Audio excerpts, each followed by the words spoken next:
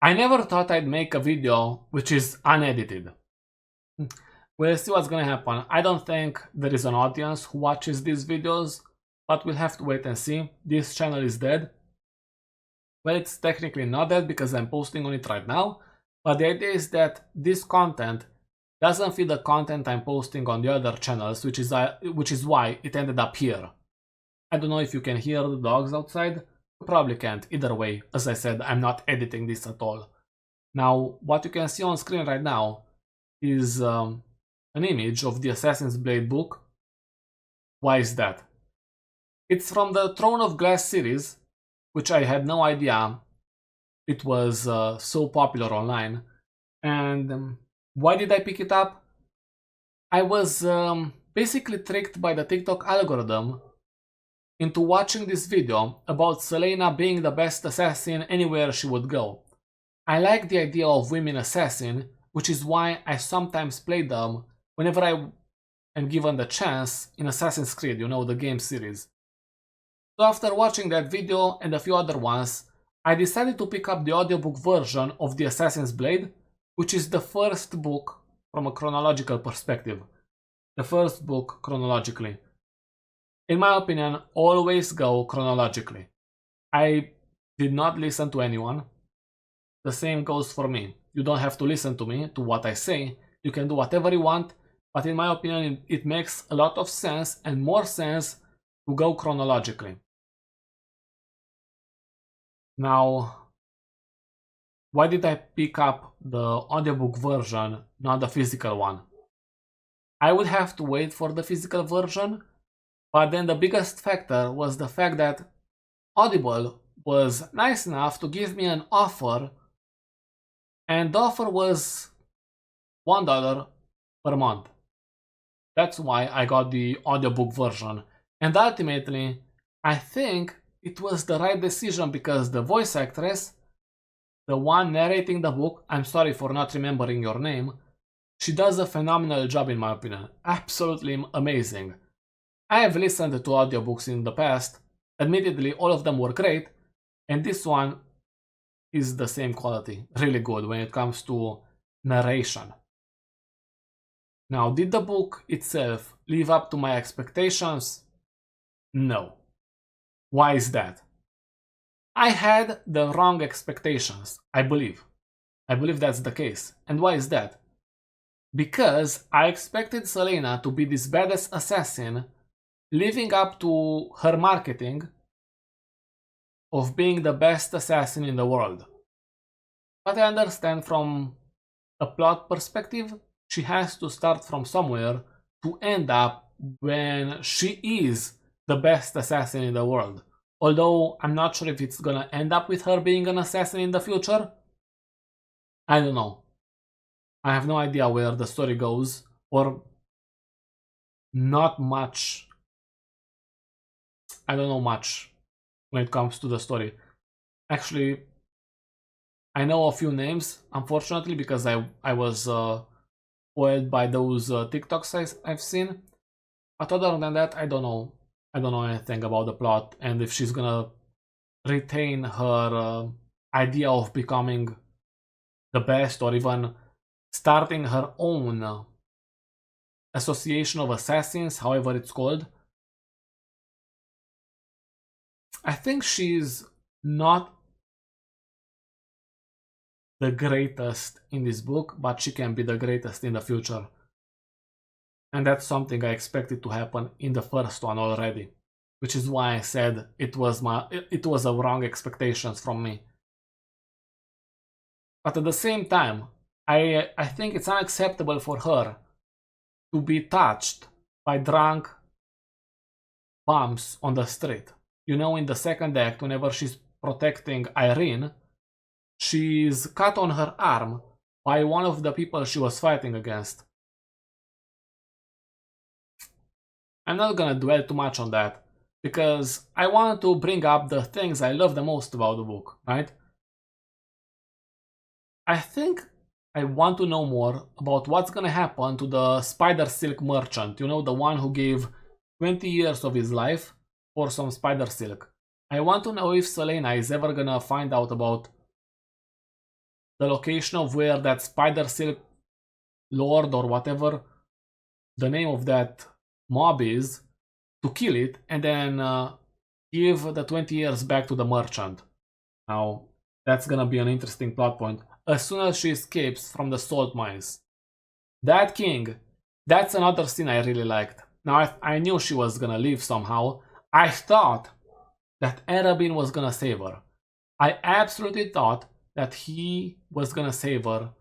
And even the mob boss, remember at the end, he asks Arabin, why not simply save her? It's so easy. Doesn't want to do it, right? Now, I can't wait to see, or I don't know if I'm continuing the book series. We will have to wait and see. But I'm curious about what's gonna happen once she escapes the salt mines, because that's gonna happen. Absolutely. What's she gonna do? Maybe take revenge on Arabin? If she figures out what happened. She thought about Wesley. You know, Wesley was the guy protecting Arabin's room. That guy wanted to warn Selena, but Selena knocked him out, which is why he couldn't do it. I also liked the silent assassins. Those were the most badass out of the entire book. And why do I say that? Remember how that traitorous girl, Aislinn, whatever her name is, I don't care, her name is irrelevant. Which is why I liked what Selena told her, that nobody's gonna care about what she does, about taking over her lands. And that's true, nobody cares. And I kind of disliked the fact that Selena didn't kill her.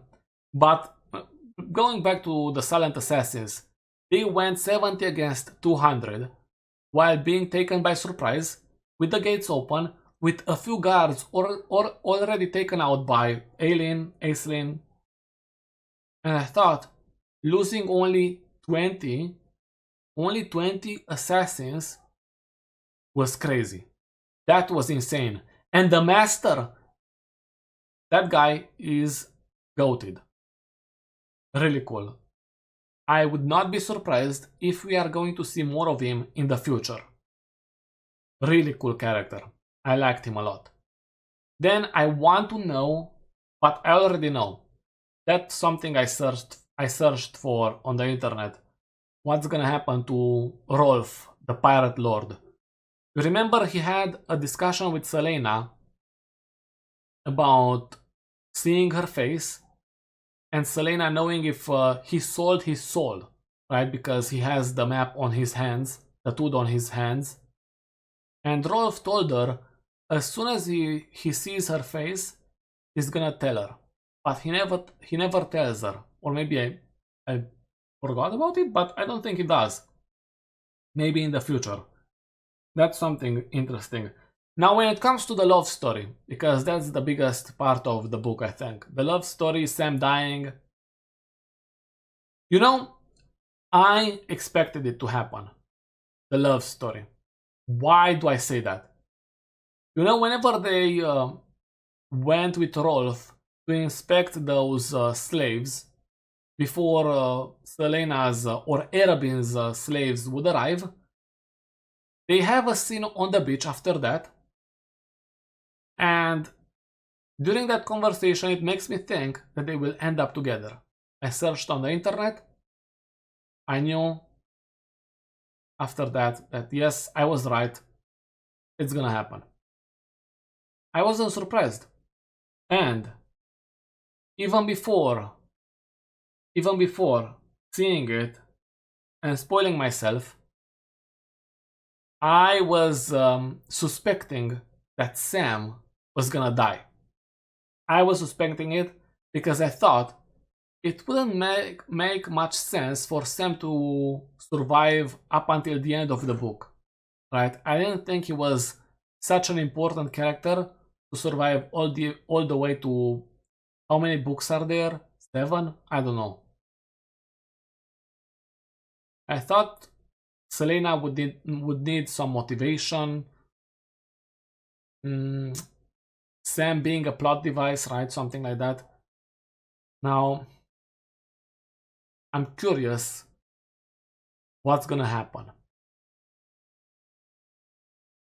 The immediate actions taken by Selena as soon as she is basically a slave in the salt mines. We'll have to wait and see. Now, I don't want to go through all the lore elements presented in the book, but these are some of the ones I liked. Now, I would have loved if there were more assassinations. You have a book called The Assassin's Blade, and as I said earlier, the best assassin in the world loses against bumps. She's taken prisoner regularly, and she has only one target to kill in the entire book. I thought it would have been great if she killed that lord from the second act who was fighting against the silent assassins. It's fine. It's fine. I wouldn't say the book itself is crazy from a story perspective, but I found out the book series was at first fanfiction.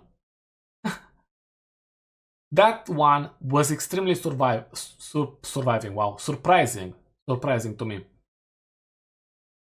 I never thought I would read fanfiction, but this is more than that. So, props to Sarah J Maas. And that's not to make fun of you, but you do look a bit like Jennifer Lawrence. Now, with all of that being said, I don't know if I'm gonna make another video. Don't count me as a professional reviewer or something like that. I just wanted to talk about something I did, which did not fit with the content I've been posting on the other channels, without any editing, just post it and that's it, right? These are my thoughts. Give me yours in the comment section. I would love to read some of your ideas. I don't think you got to this point in the video, but either way, thanks for watching. Thank you.